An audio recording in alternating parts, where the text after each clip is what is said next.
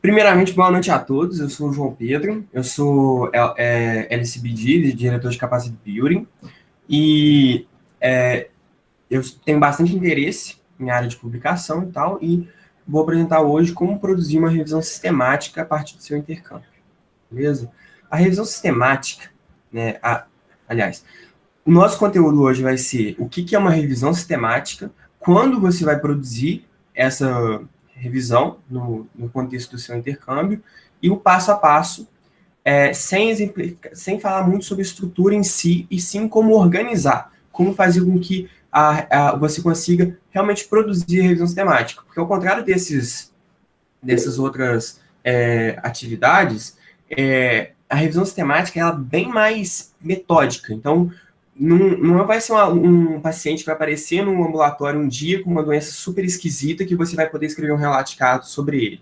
Vai ser uma coisa que você já está premeditado, que você vai organizar para você produzir uma coisa de qualidade, porque dá para publicar em muito lugar. Bom, primeiramente, o que é uma revisão sistemática? Revisão sistemática é um estudo secundário, ou seja, ele usa dados de outro lugar, né, de outros artigos, que tem uma metodologia de busca muito rigorosa, então existe um exemplo bastante específico, a gente tem todo um guideline específico para produzir esse tipo de revisão, e tem o objetivo de coletar, agrupar, interpretar, sintetizar informação, ou seja, transformar informação em conhecimento acessível e muito poderoso, porque tem muita relevância a revisão sistemática. E isso tudo especificando uma temática específica. Bom, assim a gente tem que ter noção que ela tem uma metodologia específica, que a gente vai falar um pouco mais à frente, como o PICOS e o Prisma. Ela exige o esgotamento da literatura, ou seja, você vai ler tudo sobre o que você está querendo analisar. Você vai escolher um escopo, vai fazer uma pergunta e você vai ler todos os artigos referentes àquela pergunta. Usa base de dados secundárias, então você vai ter que usar os Scopus, a Medline, que a plataforma é PubMed, Lilac, Cielo, todo esse tipo de coisa, todas essas bases de dados, de artigos, você vai ter que utilizar, normalmente mais de uma, no mínimo. Né? E, além disso, você também tem análise de viés. Né? Eu vou trazer o exemplo do Risk of Bias, que é da Crocane, que também tem uma base de dados de ensaios clínicos. Bom, isso tudo faz com que a revisão sistemática tenha um poder muito forte. O Cordeiro apresentou essa pirâmide e não necessariamente... e eu nem sabia que ele ia apresentar isso, mas realmente, cara, a revisão sistemática, ela é uma das que respondem perguntas científicas. Então, você tem um relato de caso, você tem estudos transversais que fazem perguntas, e você tem os estudos randomizados, a revisão sistemática, a meta-análise que fazem respostas. Então, existe um poder de evidência tão grande que, em guidelines, protocolos, as revisões sistemáticas são as mais citadas. Então, tem chance de você produzir uma revisão sistemática e aparecer num protocolo dos Estados Unidos, da União Europeia, porque realmente é muito poderoso o nível da evidência. Mas, então, onde que você publica isso? Né? Se é tão forte a evidência, né, se tem uma qualidade muito boa, você pode publicar em qualquer jornal de alto impacto, qualquer periódico de alto impacto. Por quê? Porque se você produzir uma revisão sistemática de alta qualidade, você realmente consegue publicar em qualquer lugar, né? Revistas específicas da área. E sinceramente, não vale a pena você tentar publicar uma revisão sistemática que dá trabalho numa BMS da vida, por exemplo. Não vai ser, porque você realmente pode publicar em revistas indexadas, né? Além disso, você pode fazer pôsteres e publicar em anais de congresso, tal como foi especificado também nos relatos de experiência e relatos de caso. Então, quando que você vai fazer essa revisão sistemática? Preferencialmente, você tem que fazer ela antes do intercâmbio. Por quê? Porque fica mais fácil de você ganhar o entendimento sobre a área, né? E chegar lá no seu coordenador com um know-how muito robusto e não só aprender, mas também conseguir absorver informações mais rápido, né? Então, isso aí, Você pode ganhar muito networking por conta disso, você pode se relacionar muito melhor com a sua equipe por conta disso, porque você já está produzindo, você já está estudando sobre o assunto, né? E, sinceramente, qual que é a melhor forma de estudar sobre um assunto, além de estudar de forma ativa, né? Procurando responder alguma coisa, responder uma pergunta, né? Além disso, você pode aproveitar o tempo que você tem no intercâmbio para montar, organizar, porque você não vai produzir sozinho, você precisa de um coordenador, é bom você ter uma equipe, chamar uns 3 pessoas que você conhece, que têm qualidade, que querem produzir, que gostam do tema, né? Então, isso tudo você pode fazer antes do intercâmbio. E você também pode produzir após o intercâmbio. Isso é uma maneira de fortalecer o link com o laboratório ou com a equipe clínica do hospital que você foi fazer o intercâmbio. Então, isso realmente pode melhorar seu networking, que ajuda no seu currículo, ajuda você conseguir um observership depois, esse tipo de intercâmbio médico após você formar ou após sua residência. Então, é uma coisa que realmente ajuda, você aumenta, você consegue produzir mais e ter melhorar seu currículo a partir desse networking, a partir dessa ligação e a partir de mostrar que você quer fazer, quer produzir ciência, né? Mas como que é estruturada uma revisão sistemática? Bem simples, né? É introdução, metodologia, resultados, discussão e conclusão. Eu vou falar um pouquinho de cada da metodologia, mas eu não vou falar de como se escreve uma revisão sistemática, porque isso aí é assunto para outro momento, né? Primeiro, como é que você vai começar a organizar? Não é fácil, é muita informação que você vai captar e você realmente vai precisar de uma análise sistematizada. O nome não é à toa, né? Então, existe um conhecimento do método e você acha todo esse método no Prisma. Você procura Prisma lá no Google, você vai achar lá muita informação de como produzir a revisão sistemática. E, por exemplo, aqui tem um checklist do Prisma, onde você pode encontrar tudo que você precisa ter na revisão. E se você seguir esse checklist, a sua revisão vai estar perfeita. Então, quando o editor lá da revista for fazer o peer review, ele vai olhar ele vai pegar essa tabela e vai querer preencher cada uma desses espaços aqui. Então, você precisa realmente seguir esse caminho, seguir uma metodologia à risca, né? Além disso, você tem muitos outros textos para ajudar na sua metodologia, né? Você tem um Prisma para acupuntura, né? Prisma protocolo, diagnóstico de teste de acurácia. Então, tipo assim, cara, o método está aí, entendeu? É só como fazer, o que analisar, já está tudo documentado. Você pode procurar. A questão mesmo é a pergunta que você vai fazer e como você vai aplicar essa pergunta na sua análise, né? Então, vou falar agora dos passo a passo, né?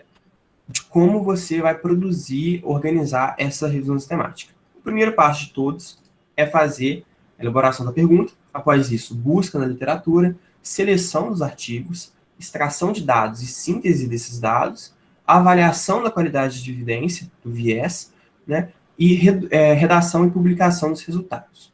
Vou passar um por um, né, de cada vez, para tentar explicar para vocês bem. Primeira coisa é a elaboração da pergunta de pesquisa. Você vai utilizar a estratégia PICOS, né, a abordagem PICOS. Na abordagem PICOS, a gente tem que analisar a população, a intervenção, o controle, o desfecho primário, os outcomes, e o design do estudo. Então, você vai escolher uma população específica, sobre uma intervenção específica, comparado com algo específico também, e tudo isso relacionado com para onde você está indo no seu intercâmbio, né? Então, eu trouxe um exemplo que é mais factível para mim, porque eu trabalho no laboratório de microbiologia, que é o seguinte, a pergunta seria o seguinte: em pacientes com Alzheimer, a intervenção por probióticos, comparado com aqueles que não tomam medicação, leva a uma melhora da capacidade cognitiva em ensaios clínicos randomizados? Né? Então, eu tenho a população, a intervenção, quem que é o controle, né? Porque, por exemplo, se um estudo sobre câncer, você não deixa de dar um remédio para a pessoa, né? Então, você compara remédio com remédio. Então, você, quando for fazer uma análise qualitativa ou quantitativa, você tem que ter o mesmo controle, porque senão não vale a pena você comparar processos diferentes, né? O outcome primário, né, o desfecho primário, que seria melhora da capacidade cognitiva, e a qualidade e o tipo de estudo. Então, você segue essa estratégia, você monta essa pergunta, deixa ela bem estruturada, e quando no momento que você tem a pergunta, você tem um método. Beleza? Se você tem a pergunta, você tem um método. Por quê? Porque o método vai ser os seus critérios de inclusão e exclusão, as bases de dados que você utilizou, a linguagem do texto, né, se os artigos são em inglês, em português, e o tratamento estatístico, se for uma meta-análise. Né? A meta-análise é uma revisão sistemática com análise quantitativa, né, não só qualitativa. Então, você realmente vai pegar os dados de cada artigo, jogar no método estatístico e comparar os dois. Dá muito trabalho. Né? No caso, né, o que seria inclusão e exclusão? A, a inclusão seria, por exemplo, o fato de que o paciente, nessa pergunta que eu propus, o paciente tem que ter Alzheimer através de um diagnóstico específico. Ele tem que ter uma idade específica. Tem que ser um randomized control trial. Né? O desfecho primário tem que estar medido. A análise de intervenção tem que existir. Então, nesse caso, a gente tem que analisar isso tudo para você excluir muitos artigos que vão estar na próxima fase, né? Você primeiro vai fazer a procura, né, dos artigos, depois você vai fazer a seleção deles, né? O próximo passo, depois de colocar a inclusão e exclusão, seria a busca bibliográfica. Na busca, você vai ter que utilizar descritores específicos, né? Vou mostrar como fazer isso, utilizando operadores booleanos, que é o AND, NOT e OR, né? E não, ou, né? E utilização do filtro de base de dados. Então, vamos dizer que eu vou procurar no PubMed sobre a minha pergunta. Eu vou lá no Advanced, clico no Advanced, vamos mandar para essa página. Aí eu quero fazer a pergunta sobre probióticos e Alzheimer. Então, eu escrevo probióticos e coloco AND. Escrevo Alzheimer, coloco AND. Aí eu quero que não apareça artigos de Parkinson. Aí eu coloco Parkinson, not. Prebióticos, não quero que apareça prebióticos, quero que apareça probióticos. Prebióticos, not. Aí a gente procura, clica no search, e você vai ter um resultado. Esse resultado, ele ainda não são todos os artigos que você vai ter que analisar. Você vai precisar cortar alguns artigos porque você escolheu aquele S do PICOS, né, o design do estudo. Então, por exemplo, uma revisão, você não faz revisão sistemática de revisão narrativa. Você faz revisão sistemática de estudos originais. Então, você já tem que matar essas revisões e jogar elas fora. Elas não vão servir para você estudar. Então, o que você faz quando acontece isso? Você usa os filtros e seleciona o que você quer. Após selecionar, vai ter muito menos resultado que você vai ter que analisar. Né?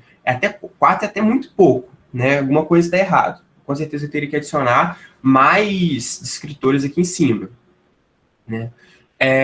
Só que muitas das vezes a gente está fazendo essas pesquisas, ainda mais quando você não está muito familiarizado com o método, você faz uma pesquisa, por exemplo, essa que eu fiz aqui, de probiótico e síndrome do intestino irritável. Né? Apareceu 616 resultados. É bastante coisa. E você não vai ler 616 estudos.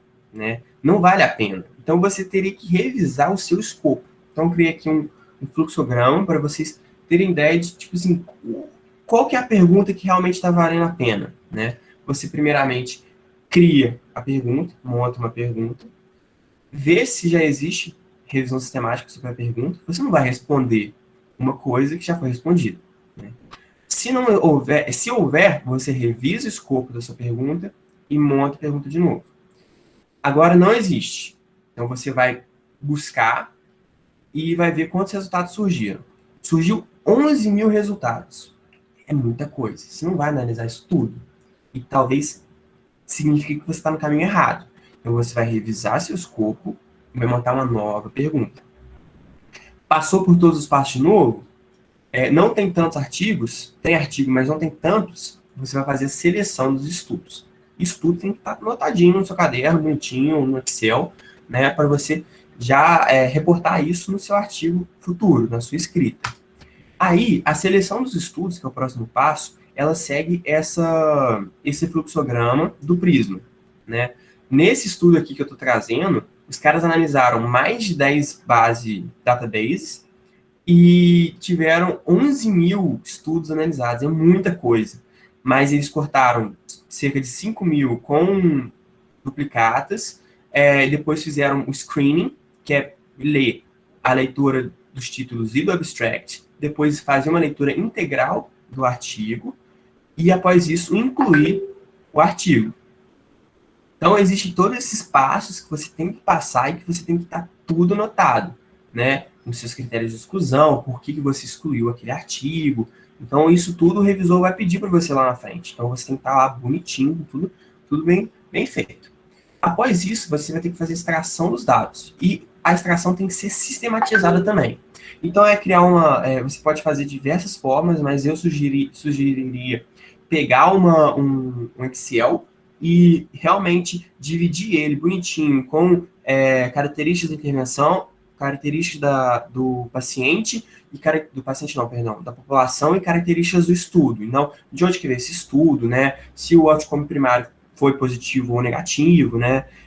Quais são os artigos, os DOIs do artigo, a média das idades dos pacientes. Então, isso aqui está tudo bonitinho, arrumado, porque depois, quando você for fazer a síntese, você tem que saber qual foi o estudo que apareceu aquele dado, se os estudos que têm dados parecidos são parecidos, né? Se os estudos que saem fora da linha, eles realmente têm uma relação específica com, por exemplo, a metodologia daqueles estudos. Então, os estudos têm que estar tudo bonitinho, né? Sem sistematizar a coleta e coletar variáveis iguais nos estudos e as características dos estudos.